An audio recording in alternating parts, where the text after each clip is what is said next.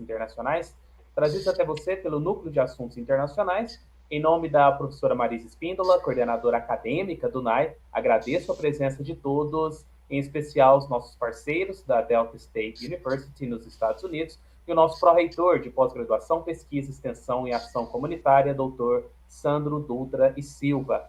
E eu já o convido para fazer uso da palavra e apresentar os nossos convidados.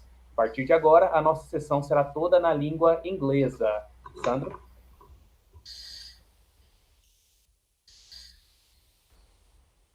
Microphone, Sandro.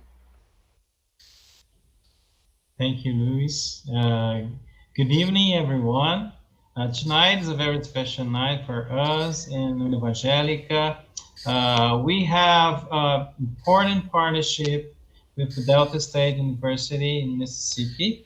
And for us, it is a pleasure to receive tonight two guests, Michelle Johansson, who is an important partner. Michelle is considered for us as part of our family. So feel free, Michelle, and you are in home. So thank you so much for arrange and organize this kind of meeting.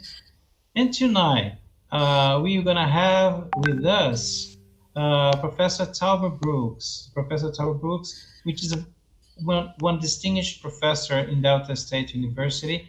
And tonight, he's going to present a lecture entitled The Use of Geospatial Intelligence for Assessing Environmental Risk and Social Vulnerability. And then I'm gonna introduce them, but before, I would like to make just a few words in the name of our rector, Dr. Carlos Hassel Mendes. Our institution was created in 1947 by the work of missionaries who believed that in central Brazil, they could build and they could raise an important educational institution based on evangelical and Christian values. And now, since the beginning, they believe that that small institution that was created in the 1940s could become a university. And now, 73 years after their pioneering work, we are changing. This is part of their dream, and this is part of our dream. We are becoming a university. We are now, we don't have this kind of institution in the United States, but it was almost like a college, and we are turning to from a college to university, and this is part of the important work of managers, professors, students, and our rector, Dr. Carlos Hassel Mendes, is an enthusiastic leader, and as well, Dr. Ernei Pina, who is the president of our institution, and also the chancellor of the Centro Universitário de Anápolis, University Center of Anápolis. They have been working for this improvement, and we are so glad because maybe this year we can realize, we can make these dreams come true. So this is something that I would like to share with our guests, because part of the international relationship and part of our partnership that Marisa and the International Office Affair have been done, it has been very helpful for us in fulfill our dreams and fulfill our proposals and the pioneering dreams of create this important institution in Central Brazil. So thank you, Michelle, for your work, for trusting us, for being so enthusiastic of this kind of partnership. And thank you so much for one more time. And I believe that in the future we can have more and more lectures and webinars and approach even more our institution. So I would like right now to introduce our guests. and I will introduce, and I'll give you opportunity to you to talk, Michelle, and then you can return to your talk to me, and then I'll pass to introduce Mr. Tauber. So Michelle Johansson. Michelle is an adjunct in structural history and quality enhancement plan coordinator at Delta State University in Mississippi, US. She joined the institution in 2012, where she also serves as a study abroad coordinator. She teaches the courses of U.S. history, and as she's a historian, world history and the history of Mississippi. She earned her bachelor's degree in political science from the University of Michigan and her master's degree in education from Delta State University. In 2018, she was awarded Diversity Educator of the Year by the Mississippi Board of Trustees of the State Institution of Higher Learning. So Michelle, thank you so much for being with us. And so I would like to hear from you.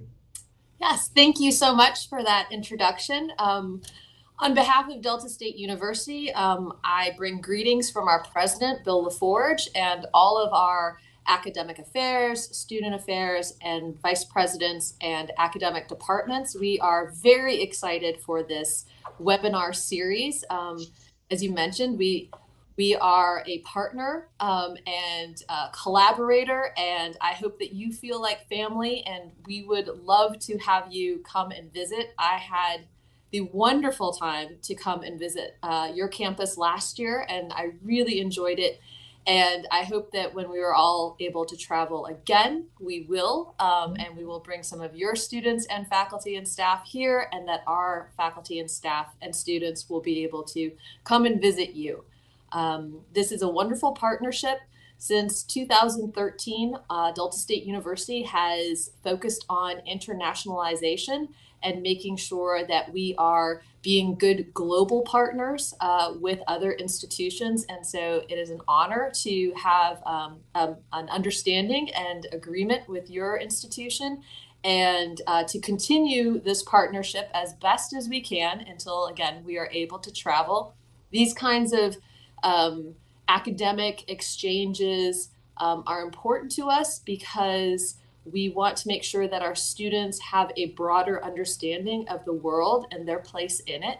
And so we are very excited about this. We're also happy to share our wonderful faculty. We're very proud of our faculty and the research and the teaching that they do on our campus, and we're happy to share their expertise with our partners, just as we have enjoyed hearing from your faculty as well in the previous webinar. So I am looking forward to tonight's webinar, and I'm excited to hear what questions and comments and feedback the audience will have, because that is indeed part of our global partnership and exchange, the free conversations that we can have and questions and learning more about each other's ideas and culture and research and just institutions. So we're very excited about this. And we, again, thank you for being such a wonderful, hospitable, generous partner for our institution as well. So thank you.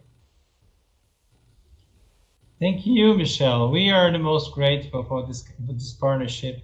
And I'm so excited for in the future having kind of academic exchanging, and I would love to visit Mississippi, and maybe we can have a course together. So I hope that this partnership could endure for more and more years. So thank you for your work, thank you for your kindness, for being this very, very nice person. And yeah, as I said, so feel free, and you are in home. And right now, I'd like to introduce Professor Talbot Brooks. Professor Talbot Brooks has served as Director of the Center of Interdisciplinary Geospatial Information Technologies at Delta State University since 2005. In this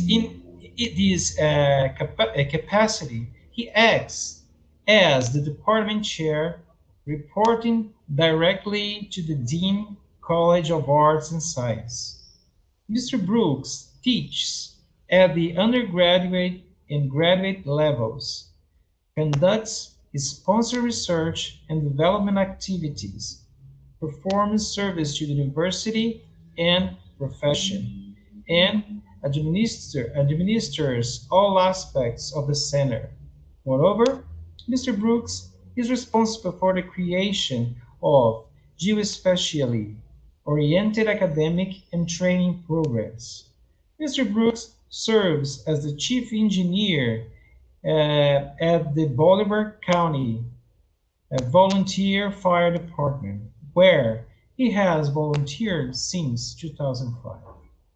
He currently serves as president of Geospatial Information and Technology Association, as the director for the GIS Certification Institute, chair of the Technical Uses Group for Mississippi Coordinating Council for Remote Sensing and GIS, and as a member of the National Fire Protection Agency's Technical Standards Committee. Mr. Brooks received a master's degree in plant biology from Arizona State University and a BS in biology from Rochester Institute of Technology. So, Mr. Brooks, we have a pleasure to have you. So we love I'm so excited to have your lecture entitled "The Use of Geospatial Intelligence for Assessing Environmental Risk and Social Vulnerability." Thank you so much for being with us tonight.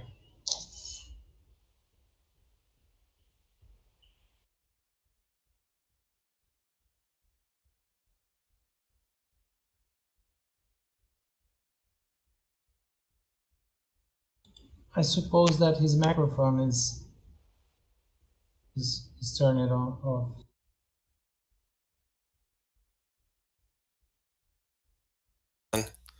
How is that? Can you hear me now? Yeah, we can hear you. Okay. Thank you. I should have given you the short introduction. My name is Talbot, and I make maps. And I promise to make this the fastest 5-hour lecture ever. Okay.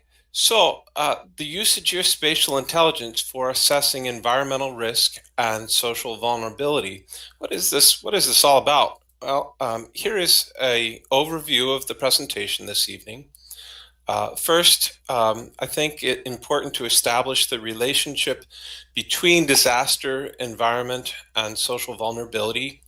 And then I'll switch into explaining a bit about what geospatial technologies are, some of the resources that are available to you there in Brasilia. I'll speak about what we call the geospatial intelligence approach. And then maybe for a few moments, we can explore some potential applications of this technology there in the Cerrado. So thank you very much. I appreciate the opportunity. And let's dive into it then. We'll start with disaster, environment, and social vulnerability. And the overarching or big theme here is geography.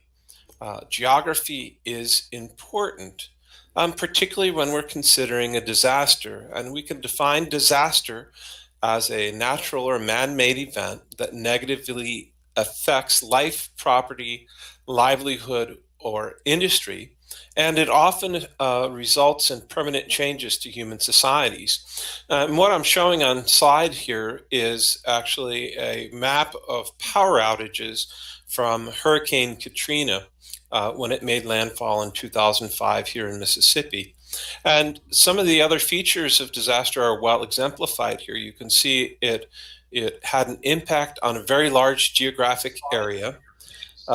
This harmed a great number of people. The consequences lasted a very long time. In some instances here on the coastal counties at the south, it took months to restore power. And now 15 years later, some still have not even been able to rebuild. And when the event occurred, it took the coordination of a large number of different government and civilian agencies to respond to the disaster. Now, what I think is important to drive about this is this event, a tropical cyclone, occurred in Mississippi because of our geography. We're located on the Gulf of Mexico, a body which is prone to creating cyclones. And so you wouldn't expect a landfalling hurricane to do this sort of damage in a northern part of the United States, say in Minnesota, up on the Canadian border. So geography dictates where different types of disasters occur. And some of the other characteristics then are very important to understand in this geography context.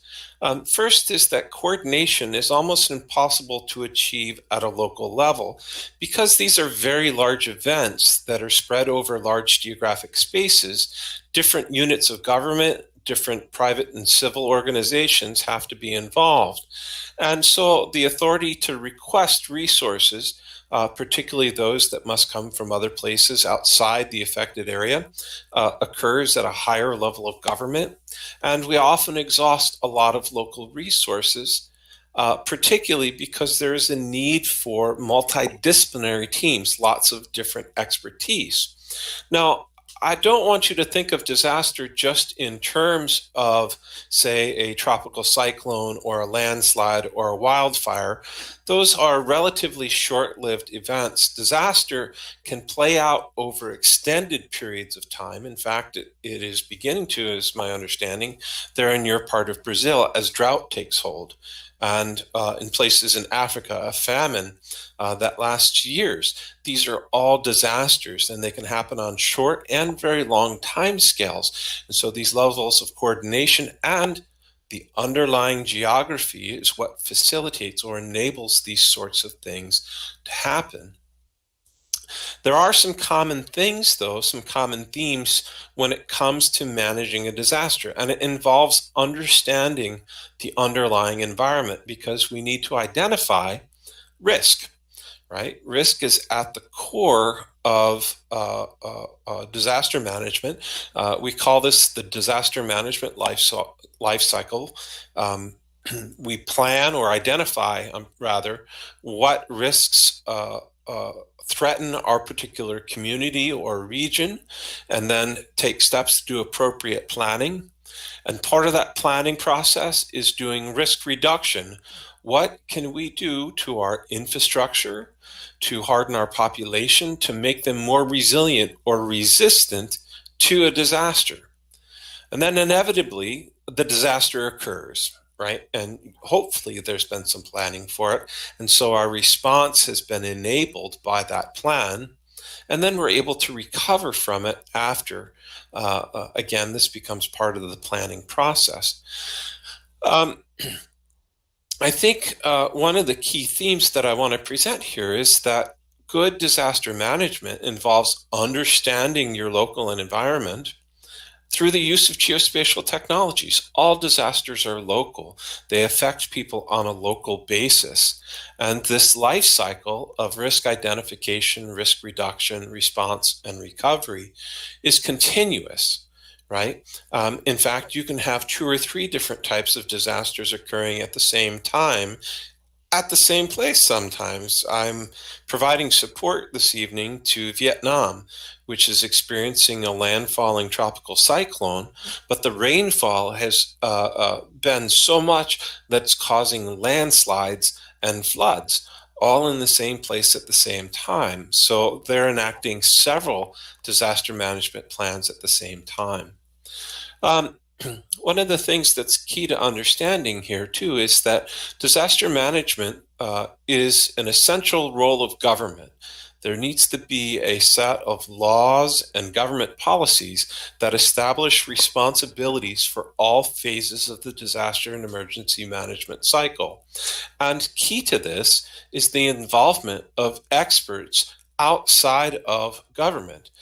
When we do the disaster management planning process here in the US, we make a special effort to invite experts from environmental science, from business, from healthcare, because all these things are part of the planning process, and the insight that experts from these different fields can provide help us better prepare and respond when the event actually occurs. At the end of the day, if you really think about it, the consequence of all disasters, and again, a disaster is driven by the local environment, the consequences are always preventable, right? It really becomes a question of how much money are you willing to spend to reduce that consequence. It's about consequence management. I can make a house that can withstand an EF5 tornado, right? We build it out of concrete walls that are 2 feet thick and drive pilings deep into the ground, but that makes it very, very expensive. And so the local population makes a risk versus return or reward decision. What is the probability that this EF5 tornado might hit my house and totally destroy it? And am I willing to suffer the consequences if I don't prepare because I think that risk is low? Whereas there may be other risks that are very high, and we're willing to spend a little extra money or a little extra time to prepare for them. What really ends up happening throughout this entire process of disaster management is best summed up by a quote from a friend of mine, Mike Dill. He said that disaster management is a time or a place where people who don't usually work together meet in strange surroundings, make really unpopular decisions based on inadequate and incomplete information, and their decisions may affect people for years and years to come. This is what I'm talking about this evening, right? How often have you run into a policy that was handed out by government as part of disaster management, or any government policy for that matter? You don't like it, it's unpopular, it was based on poor information. This is the world of disaster and emergency management. Lastly, here is just to understand some of the challenges in taking the technology that I work with and introducing it to the disaster management community. There's two really big kind of ideas here. The first is that geospatial technologies has to fit into the disaster and emergency management system for a given geography and a particular government, how they do business. Those who are aware of this technology already may hear of or participate in volunteer activities that help or try to assist a local government or a local population when a disaster occurs.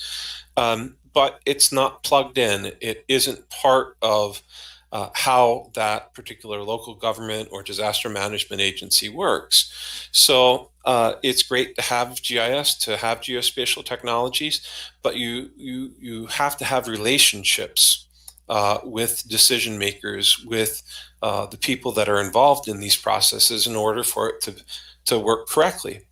And then, and much of what I'm doing tonight is the second item, is the successful use of geospatial technologies or geospatial intelligence for environmental science, for disaster risk reduction, for any activity, requires a lot of outreach and education. You have to advertise what you can do, what your capabilities are, because this is not something that's easily explained, as you'll see in the next section. If I try to explain, what is GIS, or in one short sentence, it's Google Maps is what people might think about, right? But there's a lot to it. It has to have standards and server infrastructure and all types of expensive things to go with it. Okay, so let's use that then as a transition to talk about what are geospatial technologies, what do they do here. So we'll start with, there's two basic data types. There's something called raster data, and it is grid-based. It's a simplification of reality. Y'all are very familiar with this, in fact. We'll talk about it in a moment. The other is vector, and that is an analog map or traditional cartography. I think a easier visualization of this is I might have the real world up here. You see I have a couple of farms and a road and some trees. And in a vector map, I could put a point on the map to represent an XY coordinate that shows the location of each home. I could do a string of XY coordinates to depict the road. I could draw a closed loop of XY coordinates to express the trees as an area, or what we call a polygon. In the raster model, I could populate grid cells, say even in a spreadsheet, to depict the location of the road, populate a pixel to show the location of a house, and do something very similar for the forested areas. If you're looking at this and thinking, boy, he said pixel, and this looks like a bunch of little squares. If I zoom in too close on a photograph with my camera, you're exactly right. This is the basis for how we do satellite imaging. We're collecting pixels, or these little squares, from platforms in space, or from an airplane-based camera, or even on a UAV, on a drone. And so what that drone sensor or camera sensor is doing is looking at reality, overlaying a sensor grid on top of it, assigning a number based on the amount of reflected light from a scene, from an area, and it uses that to make a map, right? It's a fairly simple idea, but we do it using not just cameras, but sensors that can look at all types of different information, or light energy that's being reflected from the surface of the Earth. And what we do is we take that space-based sensor or drone photograph, and we tie it to locations on the Earth, and that is a process called georeferencing. And then we can classify the pixels based on what color or what wavelength of light has been reflected, or that our sensor is capturing, and automate the conversion of that image into features. A lot of times this technology now uses machine learning and artificial intelligence to automatically interpret what's happening in a space-based photograph or satellite image. One of the other neat things that we can do with this is start classifying these pixels, or these squares, to create maps that don't necessarily have to be imagery. For example, here the entire United States was covered with a 30 kilometer by 30 kilometer grid, and the number of severe thunderstorms over the course of 52 years was added up and then displayed, and you can see which areas of the US are prone to severe thunderstorms. It also allows us to create what are called surfaces. I can make point observations. In this case, these are temperature observations from a weather forecast system, and then use advanced statistical techniques to interpolate or model the values where no observations were made. And the result is a raster data type, right? So it's a lot of powerful applications for this type of data. Vector is kind of as if you were using any type of drawing package. You can make points and lines and polygons, and there's often very desirable to make a map or to collect data this way, because it is a literal translation line for line, point for point of the real world. And it has something else we can do that's rather unique about this, is we can create an attribute. And an attribute is a piece of information about the geographic object being modeled. A simple example is I could put a point on the map to represent your home, and that XY coordinate is stored in the computer. And then I associate attributes with that geography, with that point. And those attributes might be your telephone number, the square footage, or how many square meters the house is, how many people live there, the type of construction, all of this type of information. And it's cool because I can start doing analysis not just based on the geography, but the attributes associated with the geography. So this becomes a real powerful tool. And so we collect these data rather than by satellite. We can derive them from satellite or aerial imagery, but often they're collected through direct observation. If you're out there with a GPS or performing a survey, as I said, with remote sensing. And a lot of times we can look at other map-like documents like blueprints or a plan for a neighborhood and use them to create spatial data in a vector format. The real idea here is that spatial is really special. We can ask a regular computer database, show me all of the house fires that occurred within Cleveland, Mississippi, here where I live, for example. That's very easy to do. What really makes this unique is if I am, say, a fire insurance underwriter and I want to estimate the risk associated with your home burning down, and then you buy insurance from me based on that risk, I want to know things like, how far is your house from the fire station? How long will it take the fire truck to get to your home if there's a fire, right? These are the types of things that a GIS or geospatial intelligence can ask, because we get at that fundamental question of where. This now relates back to that opening idea of disaster, that it's reliant upon the environment or the location. Environment is driven by location, right? Where things are. Where is the greatest risk of flooding? Where do we build levees to reduce the risk of that flooding? Where do I need to tell emergency responders, hey, you should probably train some boat teams? And which homes are most likely going to be damaged during a flood? And how do we help them recover fastest? If I know that ahead of time, I'm much better prepared. And we're going to close with that example for a location in Brazil, not too far from campus there. So some basic analytic techniques that we apply. We ask the question where. Here's an example. Where is the county that's at the greatest risk for wildfire? And we might create a model or use a satellite image that says where is the most vegetation and where is it the driest in order to do that sort of thing. We can ask what? I can do a query on a map. I can ask it a question. You can click on it with a mouse and say, what's the value of this property, particularly if it's at risk of flooding?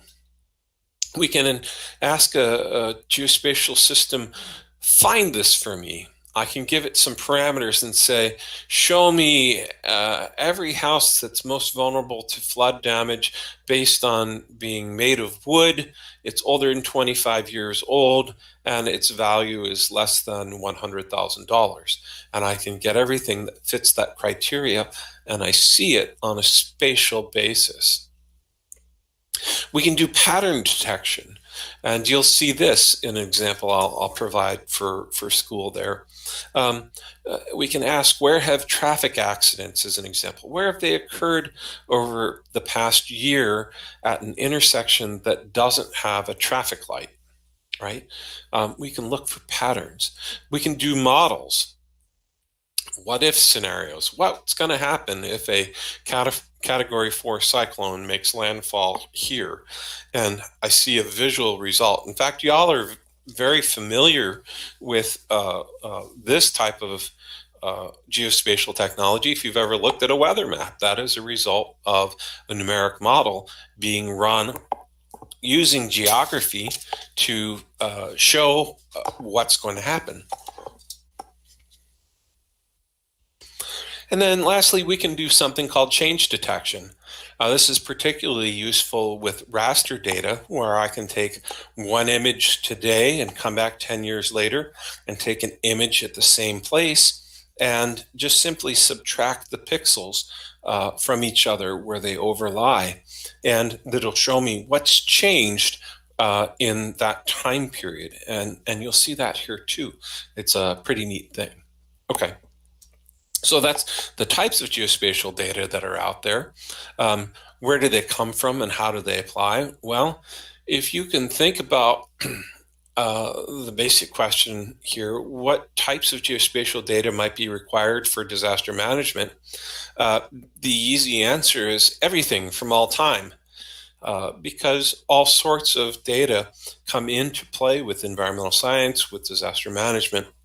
And I know I'm conflating those ideas a little bit, but we need to know, where do people live? Well, how do I put that on a map? I need to know their addresses. Who might be affected by a drought? Well, once I have the address that might be in the area affected by the drought, I have to have land ownership, right? So roads, utilities, hospitals, schools, shelters, all of these types of things are very important pieces of data. Without data, you can't do any analysis. You're just making decisions based on how you feel, and that, while there's some credibility to it, it's probably not the best way to go about it. Excuse me. So what we really need to do is invest in geospatial data, because it can be applied across any number of potential use cases. Disaster management is usually one of the big motivating factors for collecting data, but there's all types of secondary uses. And I did a quick look for some geospatial data for Brazil, and I'll share that here in a moment. But a lot of times there's incredible amounts of free and open access data that's available out there. A lot of governments have begun to realize that their ability to collect and share geospatial data that helps the public good helps the government govern more efficiently. They make better decisions. And frankly, the people are a lot happier because they can see a map that shows how their tax money is being spent. So a lot of national governments have begun to create something called a national spatial data infrastructure. And what a national spatial data infrastructure is a policy framework that enables geospatial collaboration, or that collection and sharing of data across agencies. Here in the US, each federal agency, each national agency is assigned a theme. For example, our Department of Transportation collects all of the address data. It's fairly common sense. The Department of Environmental Science, or Environmental Protection Agency, collects lots of data about the location of where hazardous chemicals are stored, right? And so in our system here, then, we have these theme leads through our national government, and they meet and they coordinate to bring all of these data together into one nationally available, free and open spatial data set.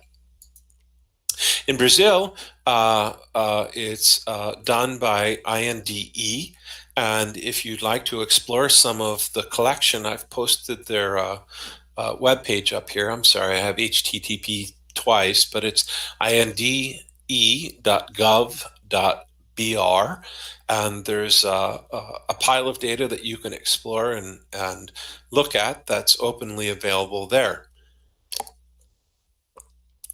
Now, it's not just national governments that do this. There are lots of regional and local governments that collect geospatial data and make it available as well. I work with disaster on an international basis, and it makes for a very powerful set of partners when you're not dealing with just one space agency collecting satellite data, but when I can pull it from all space agencies who've decided to collect and share data. So there's something called the United Nations Platform for Space-Based and Disaster and emergency response that is a collaboration of international space agencies that collects satellite imagery and share it during times of disaster or provide it for disaster risk reduction, environmental monitoring types of themes.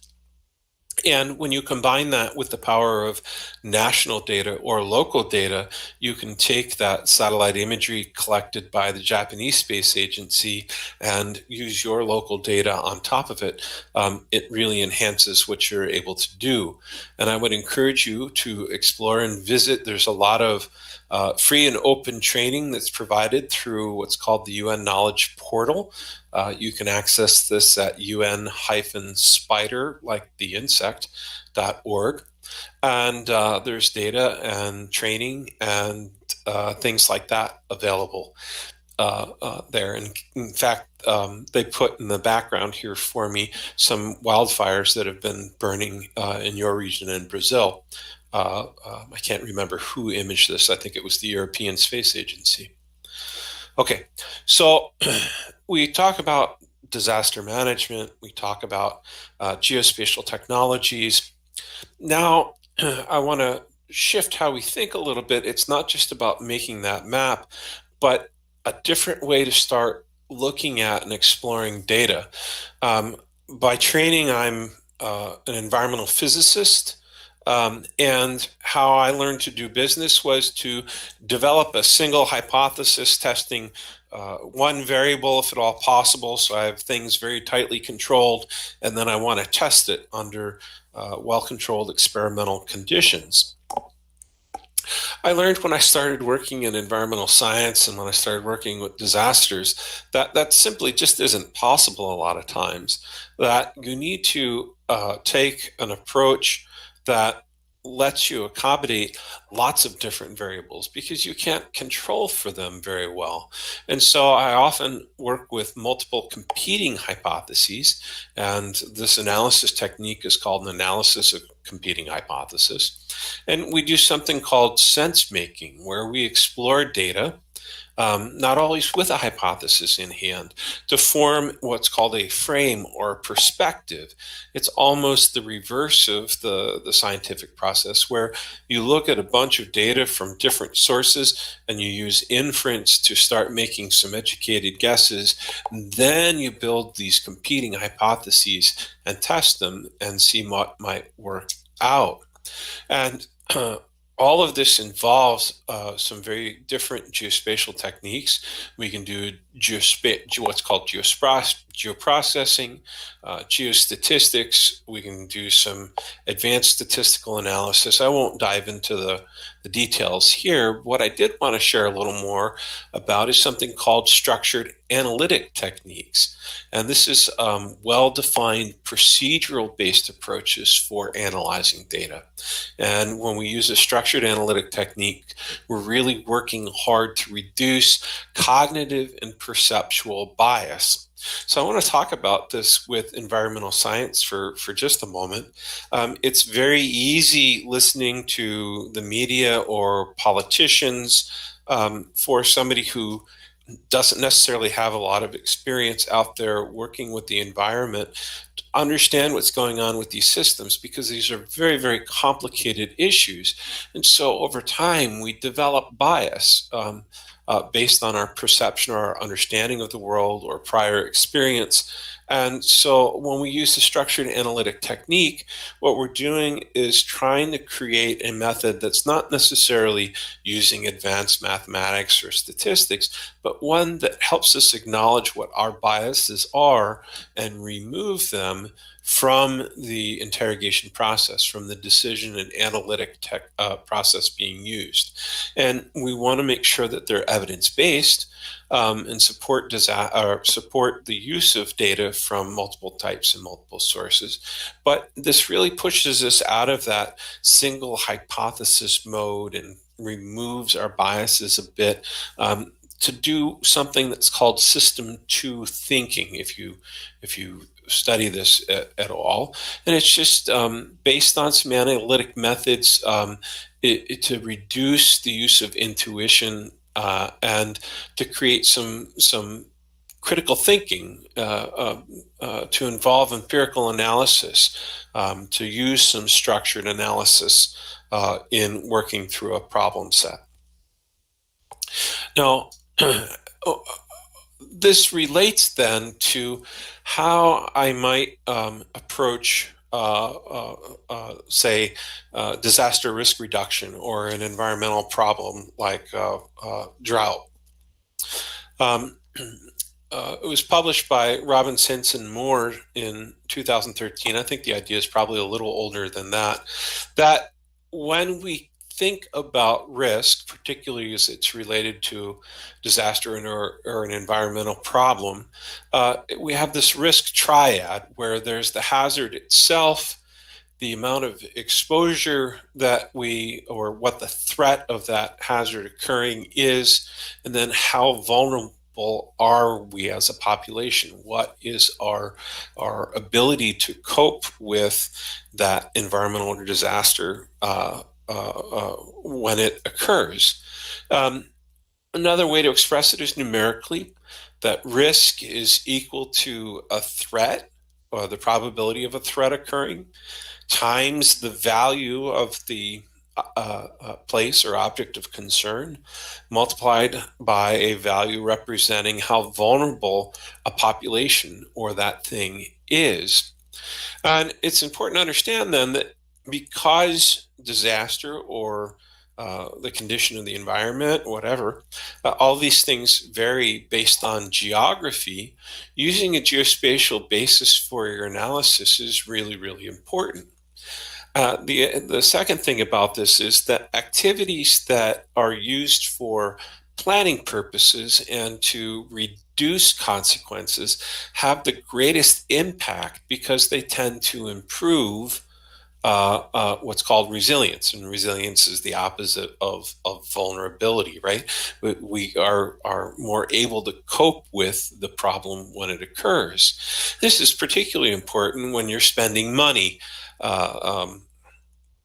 If you spend more money on planning where should you build the town rather than building the town and then realizing it's vulnerable to a flood and having to invest in a sophisticated flood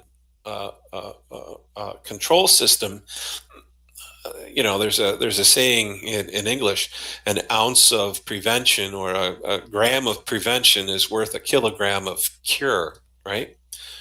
Okay, so I'm going to take that threat and asset value and vulnerability concepts here and apply them here for you on a geographic basis. So this here is on left is a map of tornadoes here in Bolivar County, Mississippi. The university is located right here, and tornadoes are what are follow a statistical behavior called discrete rare events. You either have a tornado or you don't, thus it's a discrete data type. It's a rare event, thankfully, right? It's not like I wake up in the morning, walk out the front door and watch a tornado go by. There's only a couple a year that might occur where we live. But when I start mapping these out over time, I can use something called the Poisson distribution analysis to calculate statistically the probability of occurrence based on prior events. And then I can translate that probability of occurrence. I can look at what's called, or make up what's called a severity score. Like an EF5 tornado is the absolute worst that happens. If it hits your house, it just simply erases it from the surface of the earth. Whereas an EF0 tornado, it's not so bad. Might take part of the roof off, but you'll live through it. These weak tornadoes, they occur much more often. This EF5, it's a really, really, really rare thing. But when it does happen, these weak tornadoes, they're not so big. They don't damage a lot. But the strong tornadoes, these things are a kilometer wide, and they go for 100 kilometers on the ground and tear lots of things up. So we can use this to come up with that probability, the severity, and the amount of geography that's damaged to translate for our risk calculation into a threat score, right? And there's some subjectivity to this, but I can come up with a number, right? And I can do this not just for tornadoes, pick any type of disaster, any type of thing going on out there in the environment, and you can start coming up with the probability of occurrence. Then I can start thinking about, okay, what's going to be damaged? What are the potential losses for that type of event, for that tornado? So in this case, we come up with different classifications of building: lightweight wood frames, steel trusses, heavy steel truss with reinforced concrete, et cetera, and look at how many people live in this type of building.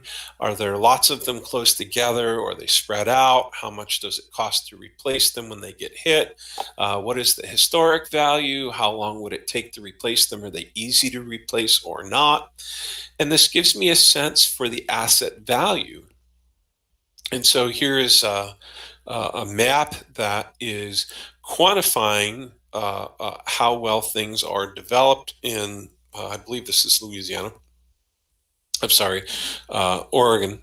And we can make a map of that, and I can overlay that threat analysis that I did back here, that threat analysis in a GIS being modeled geographically. Because we're using location as the common theme, I can start overlaying different scenarios for the asset value that might be destroyed based upon threat level, right? So there's the one last component, and it's what I really want to drill down here. It's something called vulnerability. And vulnerability can be measured in a number of different ways.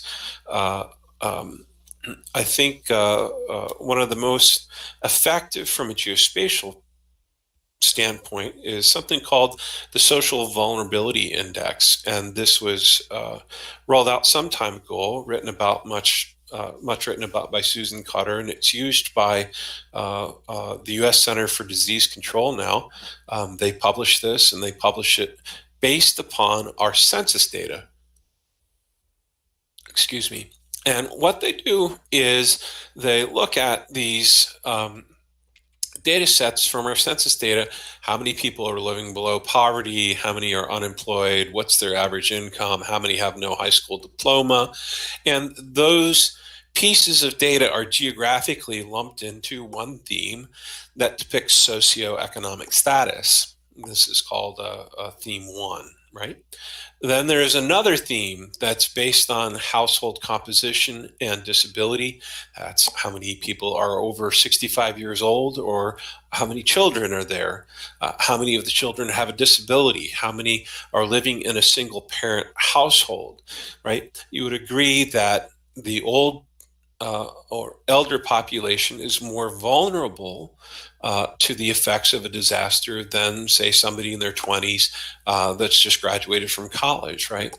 If your house gets destroyed and you're a pensioner, you don't have a lot of options. But if you're young and have a bit of education or some experience, it's a lot easier to cope with that disaster.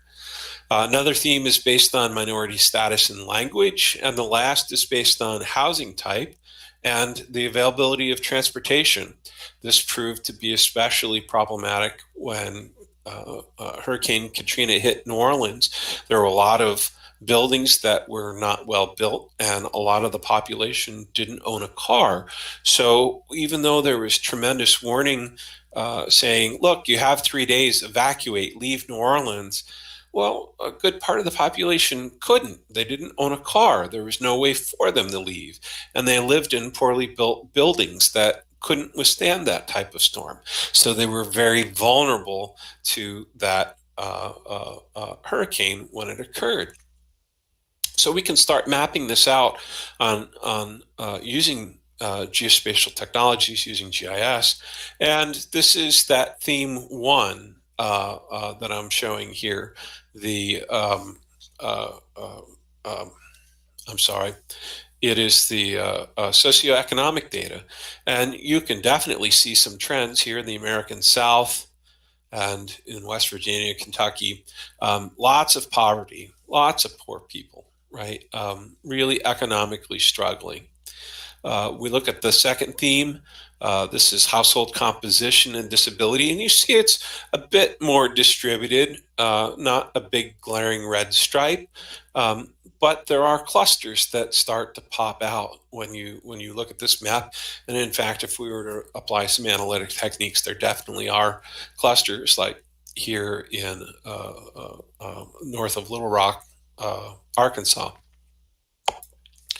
We can look at this third theme, which is minority status and language, and we see there is a faint band of vulnerability through the U.S. South, but really here along the border region, right? And that's because there's a large influx of Latinx population moving across the border.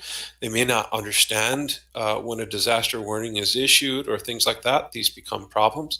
Another hotspot for vulnerability, and this is just sticks out across all four themes, is the Navajo reservation where the American Indians from the Navajo tribe live. They just have it bad no matter how you look at it. The last is housing type and transportation issues. Again, this is a little more scattered, not the big clumps, but when I combine all four themes together, this is the composite. And what's interesting to look at, and where we start bringing these ideas of the geographic distribution of vulnerability together with this idea of how environment dictates the type of disaster, we can start looking at this type of thing. Here I'm overlaying all of the tropical cyclone or hurricane tracks that have occurred since 1850. And what do you know? The people who are most vulnerable to these tropical cyclones live in the most affected regions. I'll say that again. The people who are most vulnerable live in the most affected regions by tropical cyclones. It doesn't matter if we're just looking at cyclones, by the way. I can start rolling through different types of disasters. Like here's an earthquake hazard map from the USGS. And if you look here in California, just on the inland counties, inland sectors, right, are where the most earthquakes are occurring. Look, the stripe of most vulnerable people in California is occurring in almost the same exact area. Well, this makes sense, right? If we think about it, it's kind of like who wants to live next to the garbage dump, so we make the property not worth a lot. The same happens here. The people who can least afford to the consequence of a disaster, that's their only option for a place to live because they're poor, they don't have access to transportation, because it is a high-risk area. The value of that property, of that real estate, tends to be a lot lower. And so it's a pretty simple relationship to understand, but when you start mapping it out like this, it becomes hopefully really striking. And so my big ideas, or the big points here, are that understanding a problem set on a geographic basis provides a really unique insight into what are some pretty wicked problems, very difficult problems.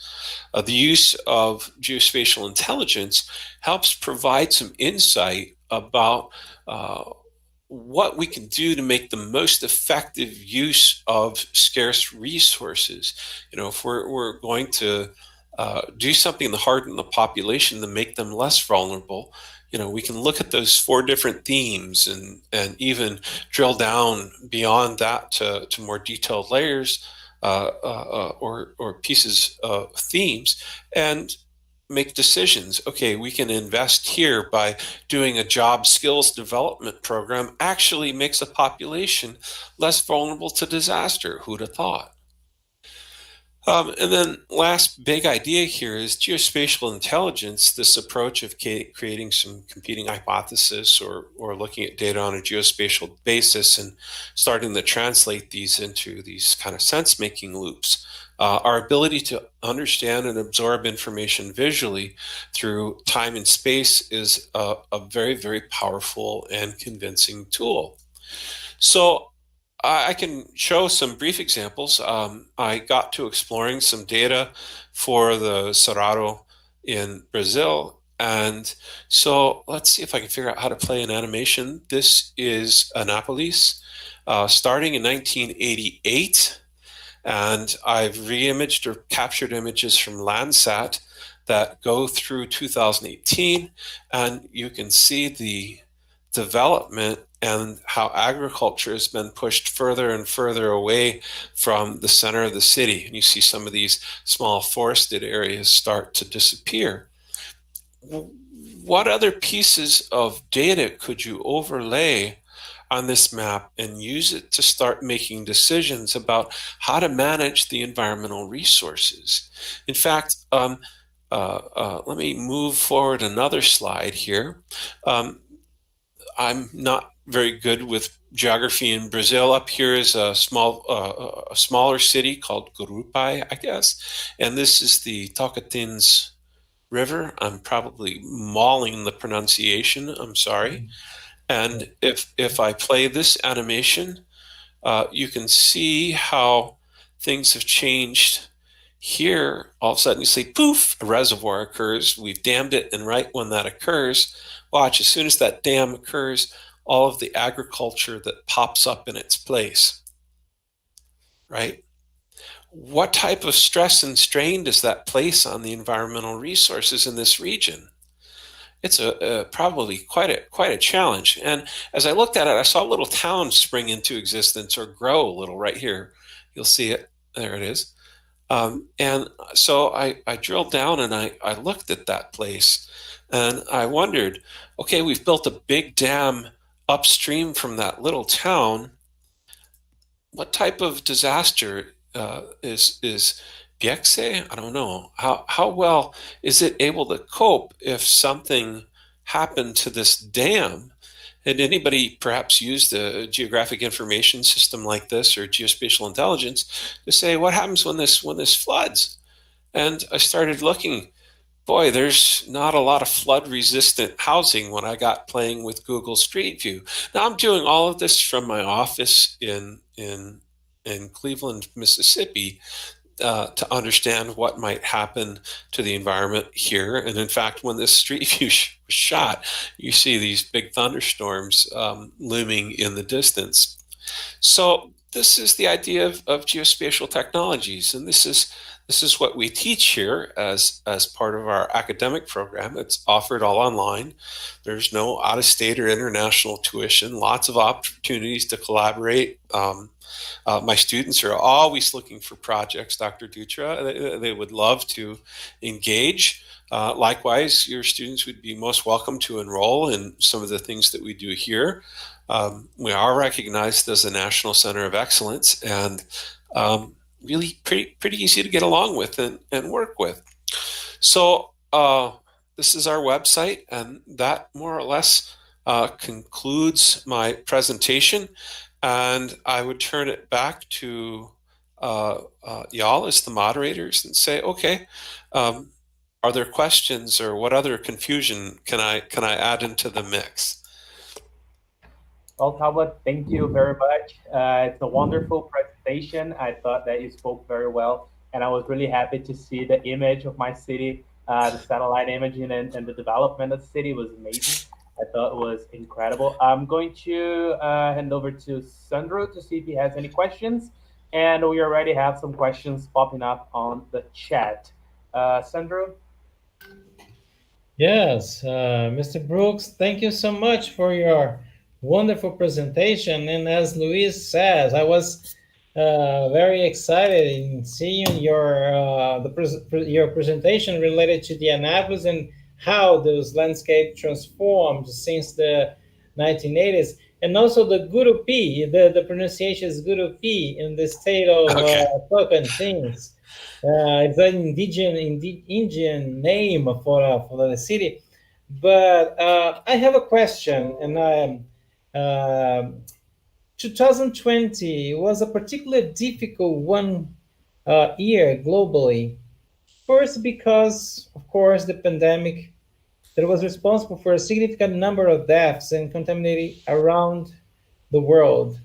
But in addition to the pandemic, some environmental disasters, as you mentioned, mainly related to wildfires, hit the west coast of the United States, and also important biomes such as the Amazon, the Cerrado, and the Pantanal, which is a wetland region in Brazil, very similar to the southern Florida. But it was devastated by the extreme wildfire that attacked, that destroyed so much of that vegetation.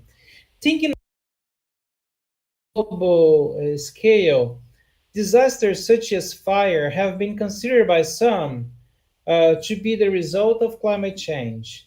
For others, who consider the pandemic to be a simple flu, disaster related to major fire disasters are, are treated as everyday events. Many even deny the science and the data produced by institutes of geoscience. This has been happening in Brazil, and many institutes need to reinforce the relevance and objectivity of their work. My question is to you, Mr. Brooks. Does this also happen in the United States? Or does this kind of questioning or sometimes discredit with geospatial data also occurred in the United States? Or this is something that are occurring only in Brazil? Sure. Can you hear me, or am I just Yes. Okay. So yes, I think there's a phrase for them: the climate deniers, those who deny that climate change due to man-made causes is occurring. I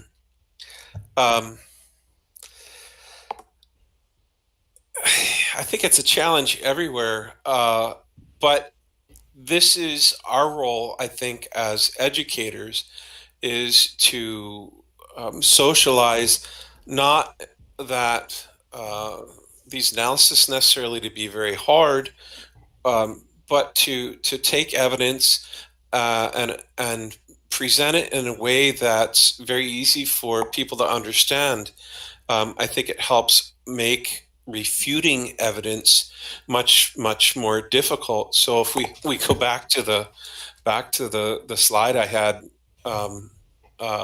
with the animation of where the dam had been built and the growth of agriculture, you may have not lived in that place before the dam is built, so you had no idea.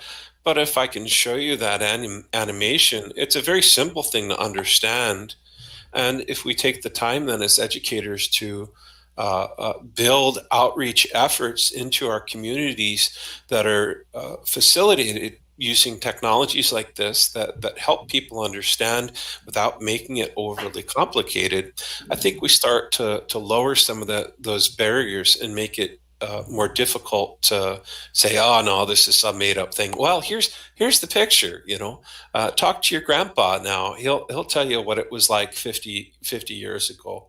Unfortunately, with climate, I think where we get bogged down is what's being caused by humankind and what occurs naturally. So it's very easy to introduce lots and lots of what I call distractors. And this relates back to what I call structured analytic techniques in the presentation. Is absolutely, has the climate been this warm before? Yeah, sure. Have we had horrible forest fires in the history of the world? Absolutely. But what we haven't had when you look at the climate records and start coming through the data is the rate of change, right? That's the big difference. To go from what was the Little Ice Age 200 years ago to one of the warmest periods in our climate ever in less than 200 years is pretty astounding. And to see the rise in natural disasters that's associated with that change,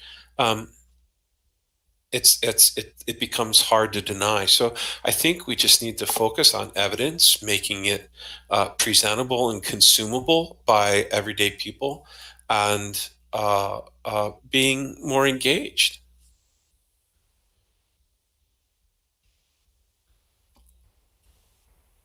Great. Sandro, do you want to comment that? Thank you so much, Mr. Brooks, for your reply, and thank you so much for your presentation. As environmental historian, I have noticed that we have deal with this kind of technology and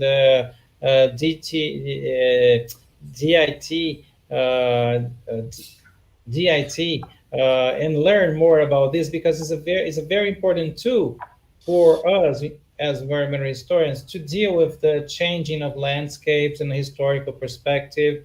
And I was very impressed, and it was very great to see the changing of Annapolis in an urban scale. Thank you so much, Mr. Brooks. Thank you. Luis, please.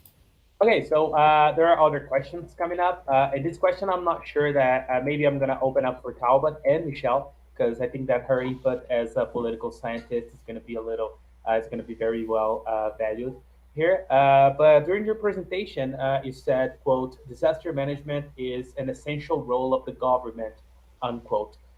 In Brazil, at least, what we see is a movement to the contrary. We see them blaming NGOs, indigenous peoples, and using many other excuses, in a sense.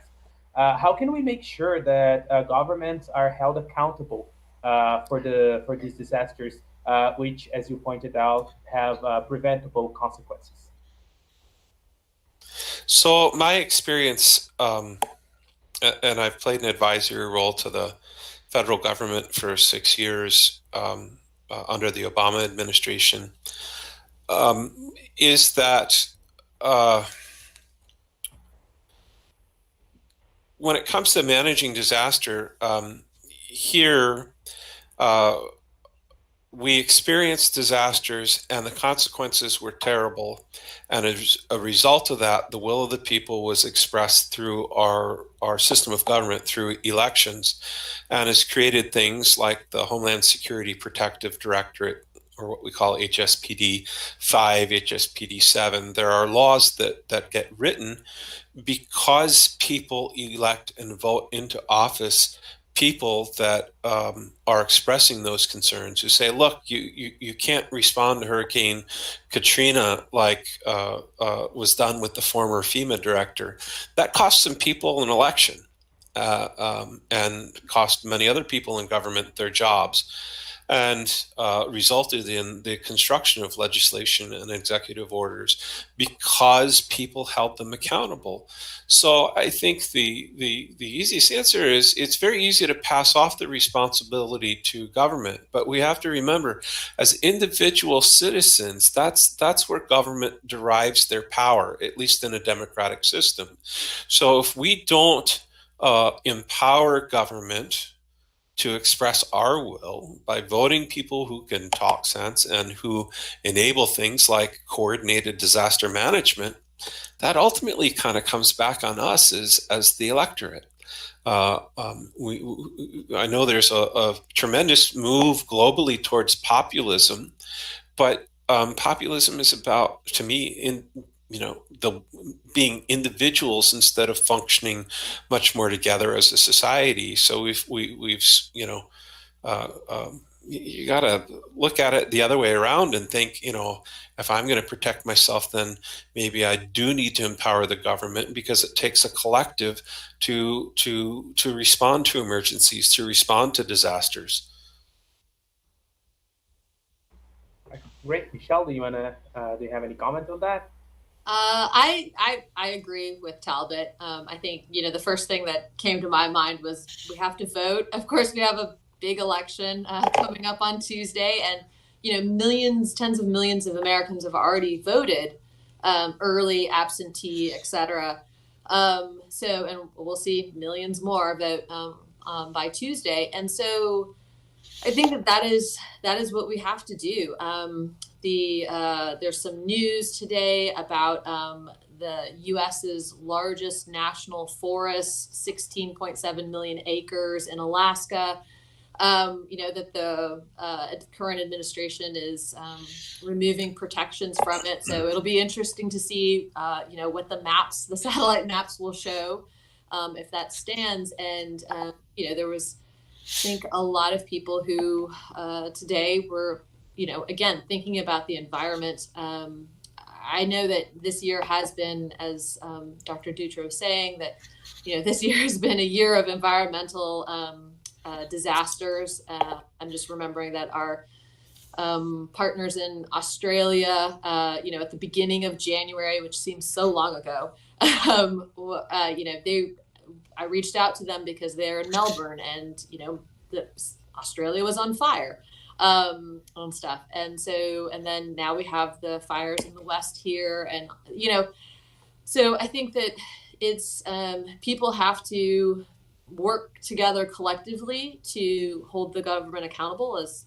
Mr. Brooks said, and we have to keep paying attention because you know, with all of this COVID talk today, you know, these new restrictions have been lifted on what could possibly be done to this national forest, and so we have to be able to walk and chew gum at the same time. We have to be able to do multiple things and care about many things that maybe I don't live in Alaska, but gosh, somebody does. And what does this do for our country and for the, you know, global environment? And we have to care about those things too. So I think voting, participating in democracy, not just on election day, but caring about these things all the time are important. And it's important to have an informed electorate.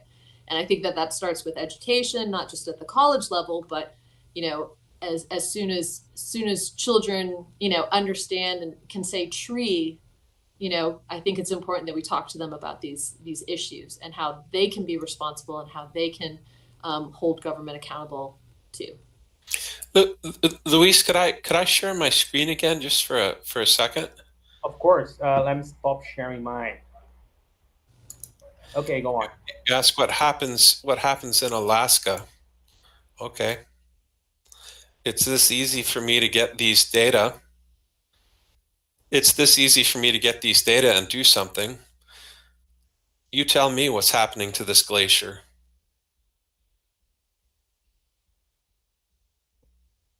Pretty obvious, right? It's vanishing. And that's how we can help empower that message, right? So absolutely.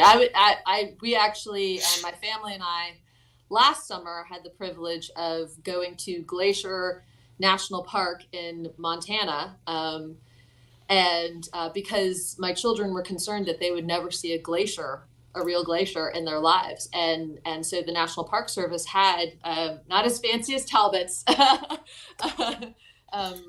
animation and stuff, but they had pictures of how much the glaciers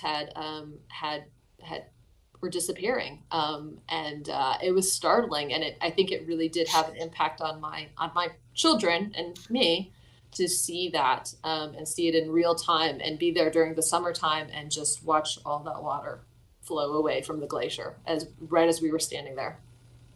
There it goes. There it goes. That's right. Oh, it's really interesting to say that your kids wanted to see a glacier, and the fear is so close, right? I mean, it's right next door, and yeah, there's something has to be done, right? And we have to do our part. We also have elections in Brazil next in 2 weeks, actually, on the 15th. Local elections, not as major and important as the United States are having this week, but yeah, of course, and seeing the images that Talbot is sharing, I think it becomes pretty obvious that, right? Yeah, and even here in Brazil, you're talking about the Delta. I think this was the region. You can see agriculture invading here at just incredible pace. This is a public tool. One of my friends has helped develop it there at Google, and if you want, I'll put it's just earthengine.google.com/time-lapse, and this is an open public tool. Looks anywhere on the planet.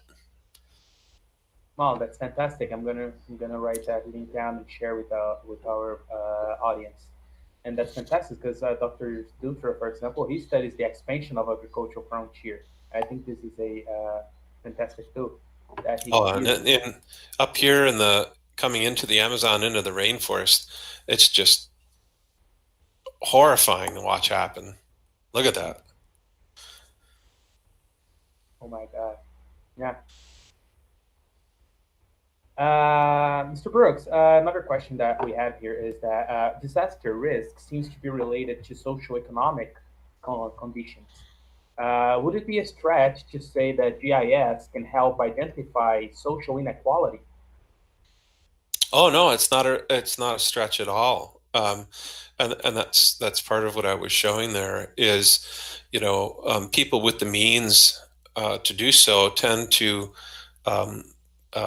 with the exception of beachfront property, in a $1 million mansion, tend to move or live outside of disaster areas, or at least have the funds to make themselves more resistant or less vulnerable to what's going on. I'm faculty also at the U.S. National Fire Academy, and we did a study about looking at social vulnerability, poverty, economic inequality in relation to hazardous materials storage and manufacturing sites. And just like disaster-prone areas, I think the phrase that's used here now is called environmental racism, right? It's a very real thing, and it's something that can be demonstrated pretty easily using geospatial technologies. Wow, fantastic. You just have to have the data. See, I think that's part of the trick, right? And this is a game that our administration, frankly, is playing right now. If you either never collect the data or don't make it accessible for people to look at, then they can't see it, right? So there is a much larger movement that's ongoing now called crowdsourcing. And I'll switch my browser tab over just for a second. There is something called OpenStreetMap, where this is individual citizens who are making these maps rather than them being sponsored by big government agency. So I can look at Anápolis, Brazil. Let's see how many people are participating and the quality of data. So there are some enthusiastic mappers in Anápolis that have put in streets and parks and playgrounds and things like that. There's no limit to the quality and extent of data. So we have our students here at Delta State contributing to OpenStreetMap and slowly building out very intense data sets that show, how many people live in a place, how buildings and what size and shape they are, and their addresses and sidewalks and trees and all kinds of information. So when the government won't do it, you can turn to the crowd. You can turn to everyday people and start these efforts. In fact, the whole idea behind crowdsourced mapping like this started in Africa as a means to monitor free and fair elections in Kenya.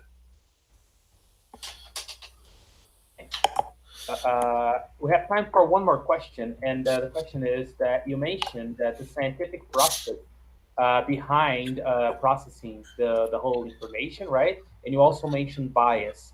So this means that this information can be used for political use, and it has been used, right?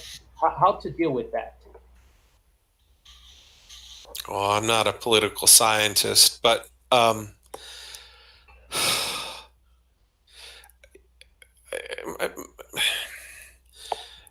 my experience is that it's really based on the ability to explain and understand the biases of the people that you're appealing to. Why does an argument against global warming work? Well, I've seen everything from religious basis here in the US to well, it's going to take your job away, right? So it's really not about the science behind what's going on. or even its misuse. It's about appealing to the bias of that particular voter. You're reinforcing something that they want to believe is true. And overcoming that is an absolute massive challenge. And I don't have the solution to that one. Maybe Michelle has some bright ideas. Put you on the spot. Again, I think it's just, education.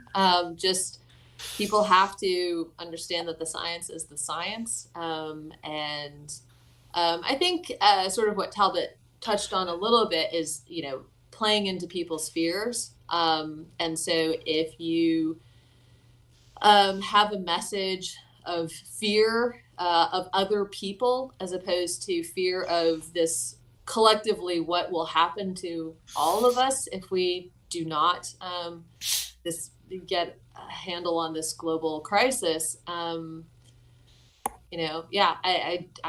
don't know, because we see this in many places, not just Brazil or the United States. And so I think that one of the things that I've seen is that it's not about, do you believe in global climate change or the global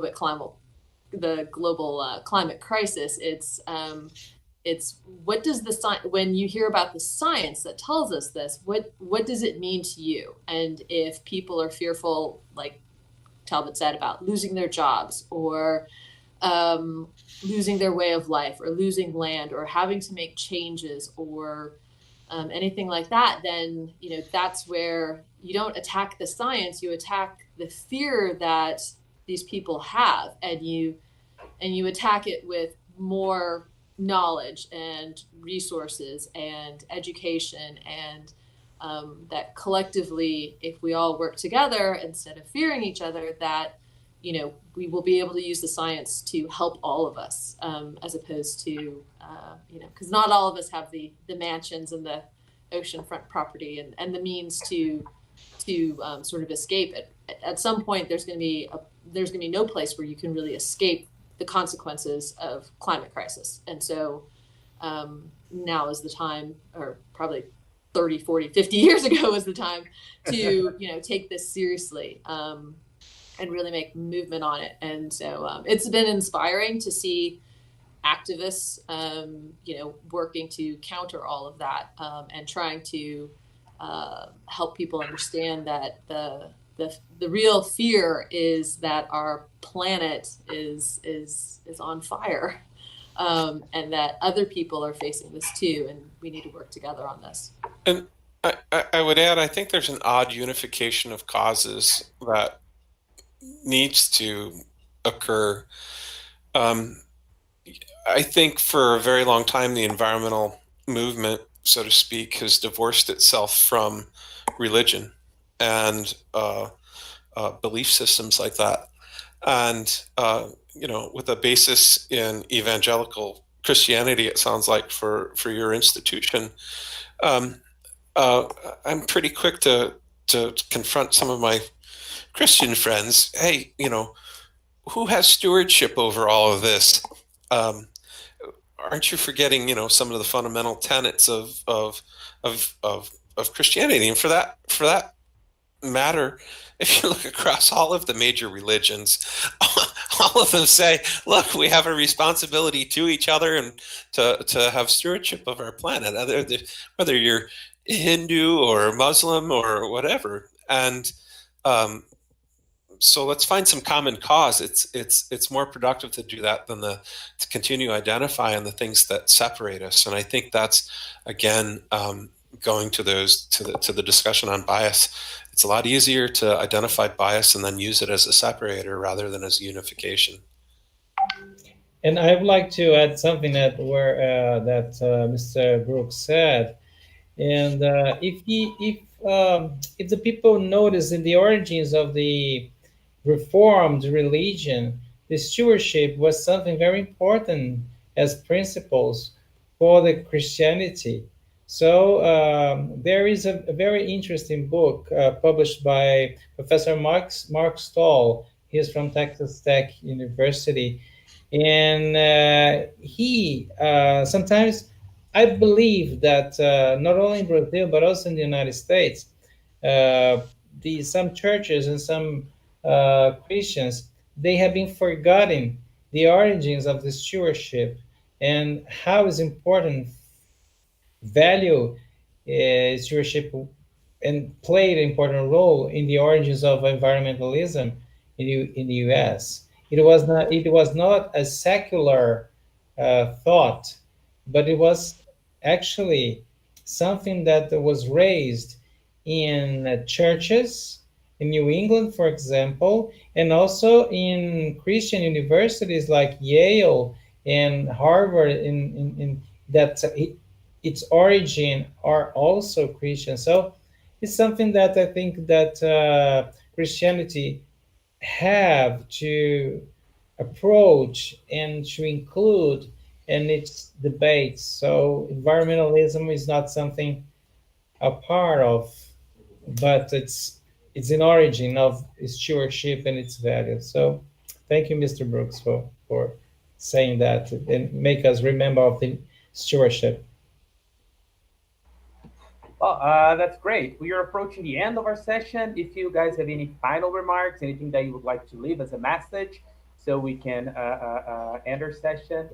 If I may, I would say that I think it's a good time for us to think about how important science is and how education plays an important role, right? At the same time that we see those beautiful images that Talbot Brooks shared with us, we have to deal with people who believe the earth is flat. And, at the same time, I think that we advanced so much. At the same time, I think that we still have a lot to accomplish. So I'd like to thank you all, and I'll leave you with your final remarks. No, thank you. I appreciate the opportunity to extend our reach and to develop some new friends. So I look forward to working with everyone in the future. I echo that. I'm very appreciative of this partnership. I'm appreciative of you hosting us again. So this is wonderful, and of just listening to Professor Brooks talk. You learn so much and stuff, and so we would be excited to continue this partnership, and we really appreciate the interest in having these kinds of discussions and coming together, finding the common ground that we all can talk about, and hopefully lead to some good collective action. So very much appreciate this. And our thanks, I'd like to thank in the name of our rector, I'd like to thank Professor Talbot Brooks one more time. Michelle, thank you, Louis, for host and manage this webinar. Thank you, Natasha, and thank you for your support. I would like to thank you, remember Marisa, and because in the International Office Affair for those important webinars. I hope that the students, professors could enjoy and take advantage of this remarkable, unforgettable speech of Mr. Brooks. And I hope, Mr. Brooks, that in the future we can be together, maybe here in Central Brazil or in Mississippi. And I'd love to visit and know more about your team and the group and labs and the people from this important and so distinguished institution. Thank you so much, everyone. Thank you guys. Thank you. Thank you. Obrigada. Oh, that's a great Portuguese, Michelle. Agradecendo a todos, o nome da professora Marisa Smila, coordenadora acadêmica do Núcleo de Assuntos Internacionais, nós encerramos mais essa sessão de webinars internacionais, agradecendo novamente a Delta State University por conceder-nos esse tempo e compartilhar o conhecimento, e também agradecendo o professor Sandro, Dr. Sandro, pró-reitor de pós-graduação, pesquisa, extensão e ação comunitária, representando aqui a reitoria e também o nosso programa de pós-graduação em Sociedade, Tecnologia e Meio Ambiente. Fiquem ligados nas redes sociais da União Evangélica, do Núcleo de Assuntos Internacionais, para as próximas sessões. Obrigado e boa noite.